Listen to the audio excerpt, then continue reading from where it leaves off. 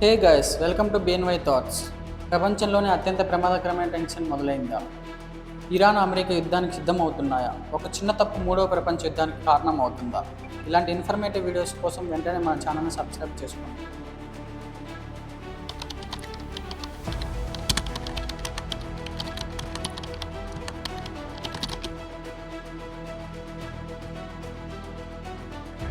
America Iran మధ్య సమస్య కొత్తది కాదు. ఇది చాలా సంవత్సరాలుగా కొనసాగుతుంది. Iran nuclear programme, America sanctions ఇవే ప్రధాన కారణాలు. ఇటీవల కాలంలో యుద్ధం చాలా తీవ్ర స్థాయిలో జరుగుతుంది. మిలిటరీ మూవ్మెంట్స్, డ్రోన్ స్ట్రైక్స్, పరిస్థితి చాలా సీరియస్గా మారింది.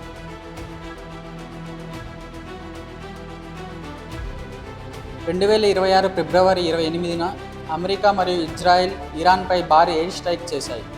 ఈ దాడుల్లో ఇరాన్ కీలక నాయకులు, సైనిక కేంద్రాలు టార్గెట్ అయ్యాయి. దానికి ప్రతిగా ఇరాన్ వందల సంఖ్యలో మిస్సైళ్లు, డ్రోన్లు ఉపయోగించి అమెరికా బేస్లపై దాడి చేసింది. ఈ యుద్ధం కేవలం ఒక దేశంతోనే ఆగలేదు. మిడిల్ ఈస్ట్ దేశాలకు చాలా నష్టం కలిగించింది. ఇరాన్ గల్ఫ్ దేశాల్లో ఉన్న అమెరికా బేస్లను టార్గెట్ చేసింది. దీనివల్ల గల్ఫ్ దేశాలకు చాలా నష్టం వాటిల్లింది. సముద్రంలో కీలక మార్గమైన స్ట్రైట్ ఆఫ్ హార్మోజ్ను ఇరాన్ మూసివేసింది. కేవలం ఈ ఒక్క మార్గం ద్వారానే 20% ఆయిల్ ప్రపంచం మొత్తం సరఫరా జరుగుతుంది. దీనిని బట్టి మనం అర్థం చేసుకోవచ్చు ఈ యుద్ధం ప్రపంచంపై ఎంత స్వభావం చూపుతుందా అని.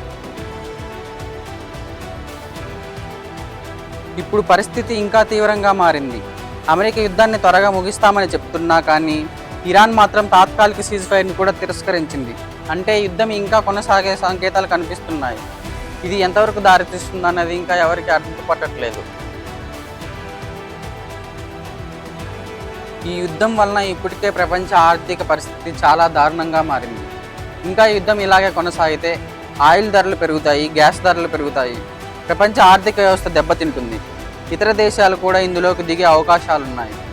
అమెరికా గెలుస్తుందా, ఇరాన్ గెలుస్తుందా పక్కన పెడితే అసలు గెలుపు ఎవరిదైనా కానీ ఓడిపోయేది మాత్రం ప్రపంచం.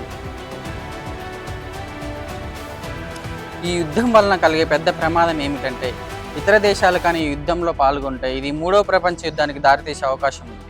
మీరేమనుకుంటున్నారో కామెంట్ చేయండి. ఇలాంటి ఆసక్తికరమైన వీడియోస్ కోసం వెంటనే మన బిఎన్వై ఛానల్ని సబ్స్క్రైబ్ చేయండి.